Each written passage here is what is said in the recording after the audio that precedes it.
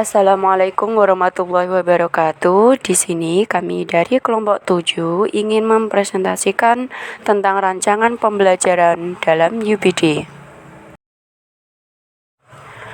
Anggota kami terdiri dari yang pertama Rizky Setia Kartika, Seli Ratnasari, Vivin Kusuma Dewi, dan Dery Septian Kriswanda.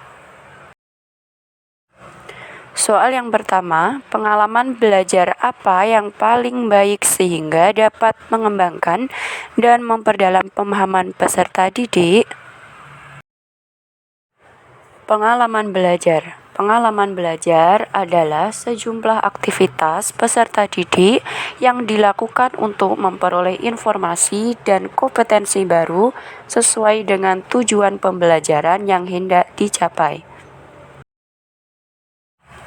Pengalaman belajar apa yang paling baik sehingga dapat mengembangkan dan memperdalam pemahaman peserta didik?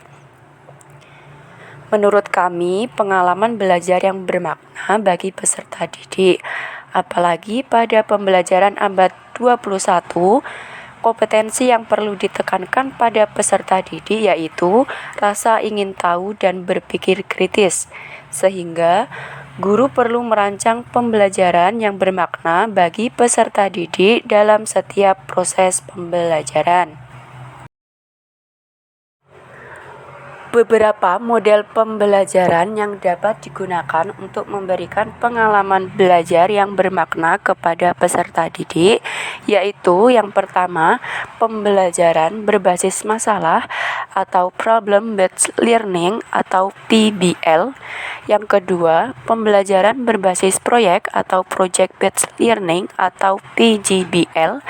Yang ketiga, pencarian atau penemuan atau yang biasa disebut dengan inquiry atau discovery. Soal yang kedua, bagaimana meminimalkan kemungkinan kesalahpahaman?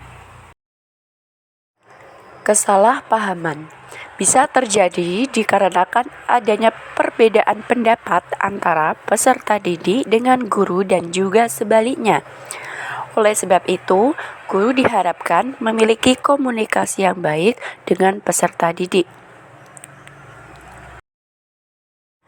Berikut beberapa cara yang dapat dilakukan guru untuk membuat komunikasi yang baik dengan peserta didik. Pertama, menyederhanakan hal yang rumit. Guru harus mampu menyampaikan materi dengan kata-kata yang jelas dan tepat sehingga peserta didik dapat lebih mudah memahami materi yang disampaikan. Kedua, menyiapkan diri dan materi ajar dengan baik serta lengkap agar proses transfer materi dalam kelas mampu berjalan dengan lancar agar tidak memancing kesalahpahaman peserta didik. Ketiga, berbicara yang baik di lingkungan sekolah supaya komunikasi dengan peserta didik berjalan kondusif, nyaman, dan efektif. Keempat, menghargai perbedaan kebudayaan. Peserta didik memiliki budaya yang beragam. Guru harus menghormati perbedaan budaya masing-masing peserta didik agar komunikasi bisa berjalan dengan baik. Kelima, memberikan umpan balik yang baik. Etika komunikasi adalah mendengarkan apa yang dikatakan oleh lawan bicara. Setelah itu, guru menanggapi atau bereaksi terhadap apa yang disampaikan oleh peserta didik. Keenam, menjadi sosok yang humoris dan menyenangkan. Komunikasi akan efektif jika diisi dengan humor. Suasana menjadi rileks dan lancar, sehingga komunikasi berjalan dengan lancar sehingga mampu menghindari kesalahpahaman. Ketujuh, menerima masukan. Tidak mengecualikan kritik dan komentar dalam komunikasi. Seorang guru harus menerima kritik dan masukan untuk menjadi pribadi yang lebih baik. Soal ketiga, bagaimana mengatur dan mengurutkan pengajaran dan pembelajaran untuk memaksimalkan keterlibatan dan efektivitas?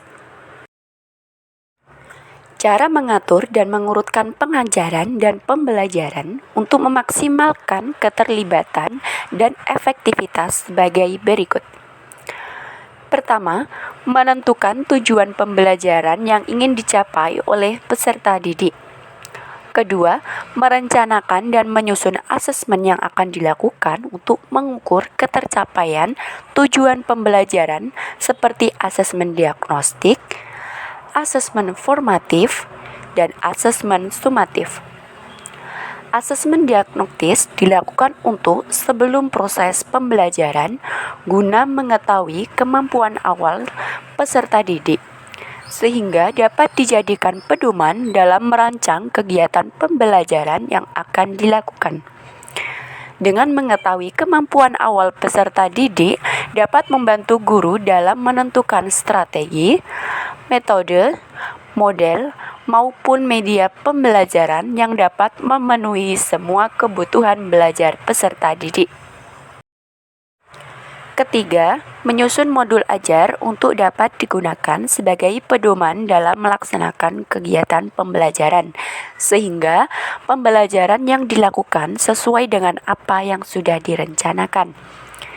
Dalam merancang modul ajar, perlu dilakukan pemilihan strategi, metode, model, maupun media pembelajaran yang dapat menarik minat peserta didik, sehingga melibatkan mereka secara aktif dalam proses pembelajaran.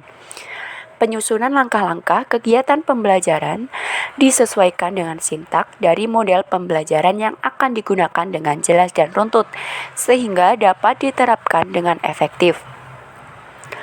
Penyusunan kegiatan pembelajaran juga harus berorientasi pada tujuan atau hasil yang ingin dicapai. Pembelajaran yang dilaksanakan harus berfokus pada penanaman pemahaman peserta didik terhadap materi yang sedang dipelajari. Sekian presentasi dari kelompok 7. Apabila ada kurang lebihnya mohon maaf. Wassalamualaikum warahmatullahi wabarakatuh.